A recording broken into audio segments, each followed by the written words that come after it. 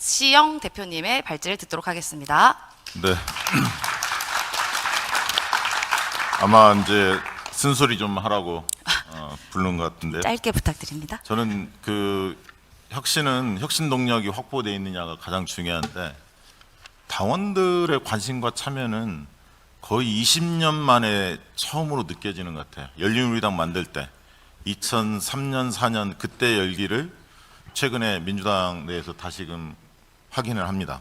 그러니까 열기는 충분히 확보되어 있다. 그거는 한 2년 전부터 확보되어 있는 것 같아요. 특히 이제 이재명 대표 체제가 자리 잡으면서 정당 혁신을 확실히 할 것 같다. 그런 어떤 기대가 굉장히 컸던 게 지난 한 2년간의 과정이 아니었나. 21대 국회에 대한 기대가 컸죠. 그런데 이 혁신이 성공하려면 아까 혁신 동력을 이야기했습니다만 당원들의 관심과 참여만 있다고 되는 게 아니지 않습니까? 당대표나 지도부의 의지가 있어야 하고, 그리고 국회의원들이 거기에 호응해 줄 때 결국 혁신이라는 열매를 거둘 수가 있는데, 지난 2년간의 상황이, 당내 상황이 상당히 복잡하지 않았습니까? 계파 간의 갈등도 있고 공천을 앞두고 막 흔드는 지도부의 그런 행위들이 있다 보니까 사실 장경태 혁신안, 김은경 혁신안이라는 좋은 제안들이 많이 이루어졌음에도 불구하고 그걸 전폭적으로 채택하지 못하는 안타까움을 겪었습니다. 저는 그때 국회의원들이 굉장히 비겁하다고 생각했습니다. 21대는 굉장히 비겁했다. 끝까지 비겁했다. 그런 생각이 듭니다. 그런데 전화위복인지 몰라도 국회의장 선거를 거치면서 후폭풍이 어마어마하게 들이닥쳤죠. 그러면서 다시 한번 이런 기회들이 맞이하게 된 것 같습니다. 특히 오늘 많은 당원들이나 지지자들이 이 자리를 주목하는 이유는 더민주혁신회의가 이 행사를 개최하기 때문이라고 봅니다. 지난 2년간 정당혁신을 줄고차게 외쳤던 그룹이 바로 더민주혁신회의였고, 그렇기 때문에 오늘 뭔가 생산적인 뭔가 바람, 기대가 나올 거고, 특히 무엇보다도 더민주혁신회의가 배출한 국회의원이 굉장히 많기 때문에 뭐 30명이 훌쩍 넘지 않습니까? 그러니까 이분들이 기득권 타파의 결단을 해준다면 이번에는 뭔가 해낼 수 있지 않을까? 일말의 기대를 갖고 아마 지켜본다고 저는 생각합니다. 이재명 대표 체제 2개월 남았습니다. 아직 안 끝났습니다. 연임 여부는 별도로 하고 임기가 남았습니다. 그런데 지금 한번 보시면 국회의원 선거 후폭풍이 있자 당원권 강화한다고 하면서 투표권과 관련된 이야기만 나오고 있습니다. 국회의장 선거 때, 뭐 원내대표 선거 때 이런 식으로 찔끔찔끔 대응을 하다 보니까 과연 진정성이 있는 건가? 제대로 할 것인가에 대한 의구점은 여전히 남아있다고 생각합니다. 저는 제안드립니다. 현 지도부에게 장경태 혁신안, 김은경 혁신안에 대한 어떻게 처리할 것인가에 대해서 정확하게 2개월 이내에 답변을 해야 한다고 생각합니다. 그렇지 않고 이런 문제 제기를 하는 국회의원이 단 한 명도 없다는 것에 대해서 너무 안타깝게 생각합니다. 의원총회에서 엊그제 보고를 했다고 하는데 당원권 강화에 대해서 아무리 좋은 혁신기구를 만들어 놓으면 뭐합니까? 그걸 채택하지 않으면 또 다시 하고 또 다시 하고 계속 그렇게 갈 수밖에 없어요. 우리는 원점에서 계속 출발할 수밖에 없습니다. 그런데 지금은 압도적인 승리로 국회의원들이, 수많은 사람들이 됐고 개혁적인 의원들이 많이 들어섰습니다. 지금 남은 2개월 동안 몰아쳐서 이재명 대표가 깃발을 들고, 그리고 우리 더민주혁신회에서 배출한 훌륭한 개혁적인 의원들이 기득권 타파에 헌신하겠다, 이런 흐름을 만들어내고, 그렇게 하다 보면 물꼬가 저는 트일 거라고 봅니다. 그래서 올해 연말이면 적어도 밖으로는 윤석열 정권과 가열차게 싸우면서도 안에서는 정당혁신에 뭔가 꼭지를 따야겠다. 그게 제 생각입니다. 당원권 강화 관련해서 제가 몇 가지 주문하고 싶은 게 있습니다. 첫 번째는 지역당 내실화 문제인데요. 지구당 합법화에 대해서 지금 뭐 조국혁신당에서는 미온적으로 반응하고 있습니다만, 저는 그거는 굉장히 근시안적 태도라고 봅니다. 지구당 합법화, 지역당 합법화에 대해서는 수십 년간, 지금 한 10년간 이상 계속 이어져 왔던 정치 혁신 과제이고요. 지난 21대에서도 여야 간에 거의 합의에 이루어졌음에도 불구하고 국민의힘이 마지막에 소극적으로 해서 이게 이루어지지 않았던 과제이기 때문에 지구당 합법화, 지역당 합법화에 대해서는 적극적으로 나서야 한다 보고요. 그 다음에 이제 저는 주문하고 싶은 게 하부 토대가 건강해야 당이 건강해질 수 있다고 봅니다. 첫 번째는 지역위원회 권리당원의 총회를 분기별로 정례화시키는 겁니다. 아까 조상호 변호사 이야기했지만 정족수 문제나 이런 문제는 모바일 투표로도 얼마든지 핵심 의결할 수 있는 토대는 확보되어 있고요. 사람이 얼마나 모이냐 문제보다는 얼마나 당원들의 의견을 충실히 받들이냐 문제인데, 지금까지 권리당원 총회가 왜 안 됐냐? 지역위원장들이 자기의 경쟁 상대가 거기에서 뭔가 당원들로 하여금 관심을 불러일으키는 것에 대해서는 거부감이 있었던 겁니다. 시도의원들이 거부감이 있었던 거예요. 자기 정적 제거입니다. 한마디로 얘기하면. 그래서 총회가 이루어지지 않은 겁니다. 여러분, 권리당원 총회를 아랫 단위부터 건설해야 합니다. 이게 핵심입니다. 그리고 그렇게 하지 않은 지역위원회 위원장은 감점을 주합니다. 현역위원 평가 시스템에서 감점을 주면 할 겁니다. 그리고 시도당부터 지역위원회까지 가급적이면 청년과 여성, 노인위원회 이런 분들은 직접 당원들이 투표할 수 있는 시스템을 도입해야 한다고 생각합니다. 특히 시도당부터 실시해야 한다고 봅니다.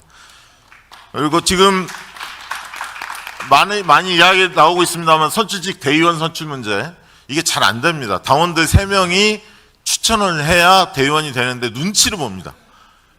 이 부분이 활성화될 수 있는 특단의 조치가 저는 이루어졌으면 좋겠고요. 그래서 지역위원회가 살아 숨쉬는 공간이 되어야만이 당이 당원 중심의 정당이 되지, 몇 가지 선출직에 대해 투표 권한만 많이 준다고 되는 게 아니다. 그 얘기를 좀 드리고 싶고요.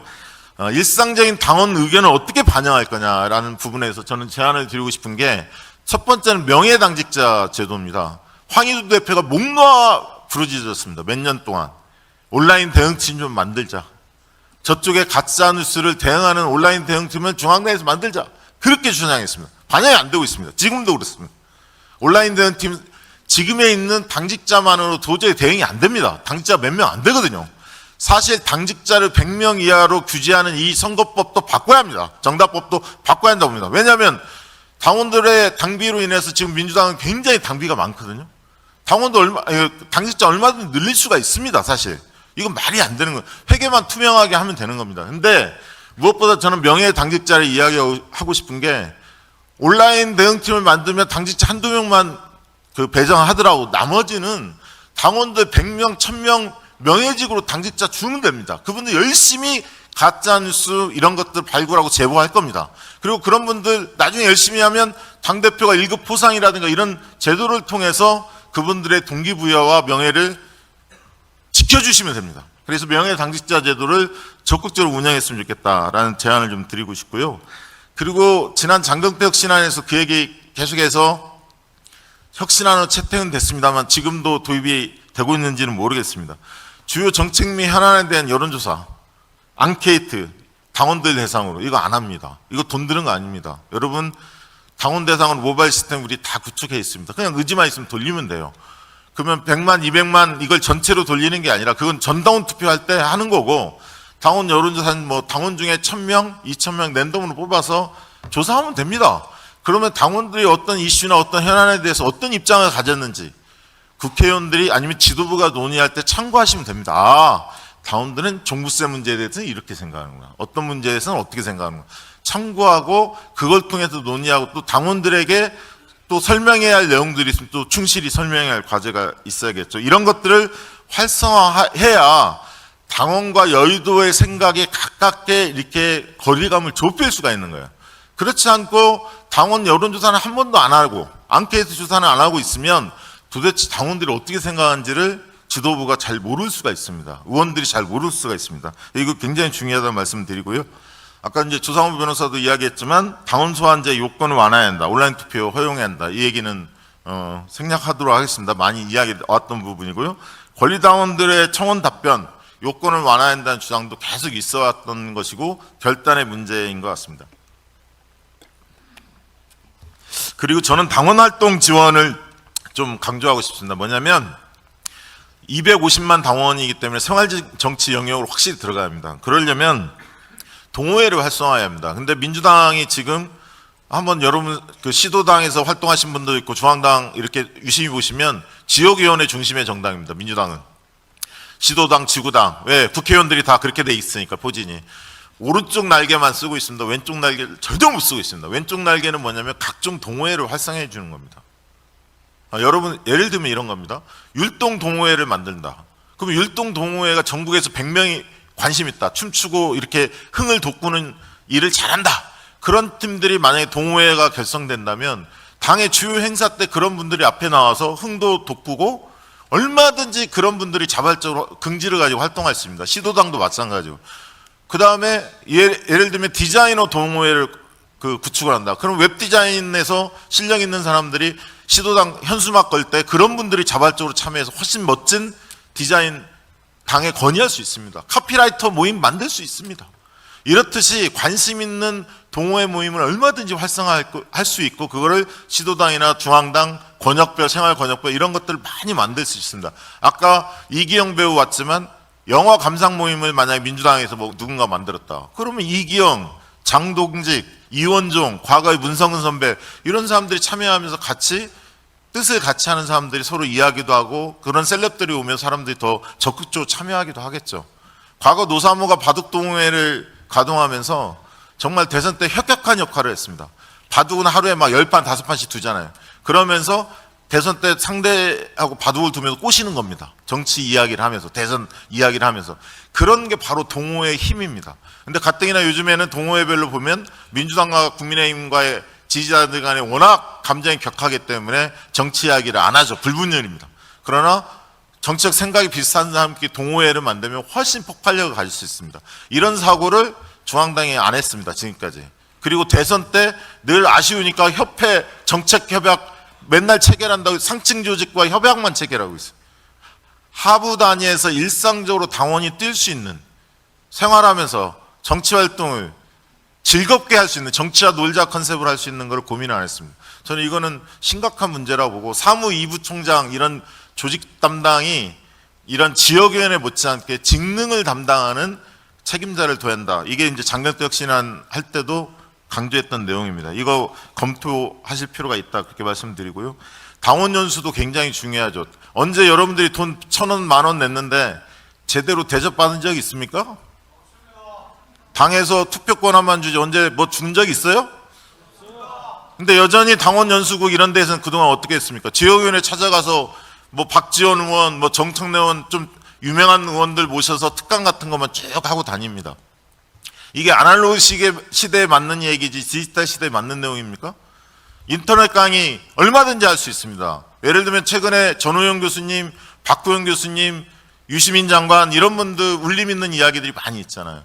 이런 거를 시리즈로 만들어서 카톡으로 월 2번, 3번씩 보내주면 당원들이 얼마나 기쁘겠습니까? 남북 문제 터지면 정세현 장관 강연한 걸 보내주고 돈 듭니까 이게? 강사위 만들지? 그러니까 저는 발상을 좀 바꾸자는 겁니다. 지도부가 혁신 이야기하면 투표권 여기만 자꾸 몰두하더라고요. 그거는 한 축이고 이게 전부가 아니라는 얘기를 좀 드리는 겁니다.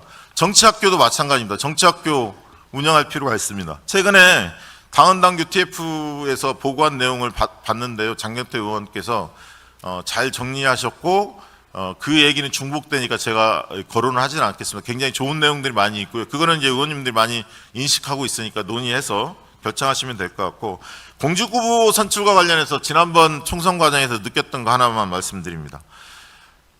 그 정치 신인들이 너무 불리하다, 기회를 확대하자 이렇게 계속 주장하니까 결국은 장경태 혁신안에서 이야기했던 정치 신인들 모든 후보자들에게 5회 문자 발송을 결단을 했습니다. 근데 이걸 언제 발송한지 아십니까? 지난번에 예비 후보들 등록을 하고 당에서 자격 심사하면 그때부터 발송할 수 있도록 해야 그 예비 후보자가 어떤 사람인지 당원들이 알고 관심을 가질 거 아닙니까? 근데 이걸 언제 하냐? 경선 코앞에 합니다. 경선 앞두고 일주일 전, 4, 5일 전부터 문자 발송할 수 있도록 해요. 근데 이걸 자격 심사가 끝나서 민주당의 적격 심사가 내려지면 한 달 반, 2달 전에 했으면 정치 시인들이 훨씬 더 그 사람에 대해서 몰랐던 당원들이 알고 판단을 했을 겁니다. 네. 그러니까 이런 것들이 저는 굉장히 형식적으로 이루어지고 있다 이런 겁니다. 네. 그러니까 다음 총선에서는 예비후보 등록하고 자격심사 끝나면 바로 문자 발송이 있도록 이거 허용해야 한다고 합니다. 네, 맞습니다. 그다음에 공직후보자 온라인 합동 연설에 의무화하는 것도 굉장히 중요하고요. 두 가지만. 네, 지역에서 오신 분들이 있어서 조금만 마무리 부탁드리겠습니다. 네. 너무 좋은 말씀이신데. 예. 네, 알겠습니다. 네. 그다음에 단수공천 기준 대폭 강화 마지막으로 비례대표는 당원들이 투표하게끔 시스템을 개방형으로 바꾸는 게 맞다고 봅니다. 이상입니다. 네. 네, 한 분 한 분 너무 다 주옥 같은 말씀이고 이제 실행 방안까지 이야기를 해주셨습니다. 저희 시간 있으면 더 듣고 싶은데요. 지역에서 오신 분들이 차편 때문에 좀 급하게 마무리한 점 양해 부탁드립니다. 네, 저희가 이제 네 분 발제자께서 당원 중심 혁신하기 위한 여러 과제와 이제 실현 방안을 논의해 주셨습니다.